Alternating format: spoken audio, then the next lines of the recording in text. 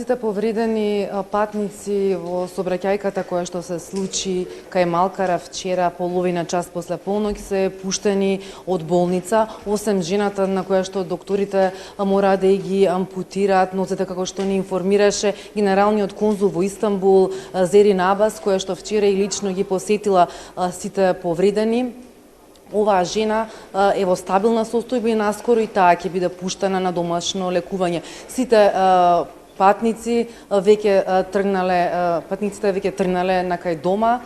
Најголем дел се враќаат со своите роднини кои што веднаш откако се случи сообраќајката тргнале кон Турција да ги земат, а додека помал дел ќе се вратат назад во Македонија со организиран превоз. Што се однесува пак до 50 годишниот возач на автобусот од компанијата Бога Транспорт, според турските медиуми тој е во притвор. Сообраќајката во која што животот го загуби 44 годишниот струмичанец Никола Михов и во која што беа повредени 17 македонски државјани патници во автобусот се случи вчера околу половина час после полноќ во близина на турскиот град Малкара на враќање од Истанбул.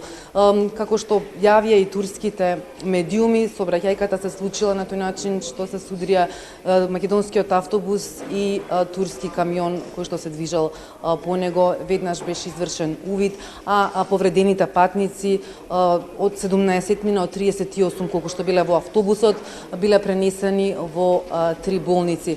Она што беше исто така вчера информирано е дека сите патници кои што биле во автобусот биле туристи или пак трговци кои што биле на еднодневен шопинг во Истанбул и се враќале, требале да дојдат до Македонија преку турско-грчката граница.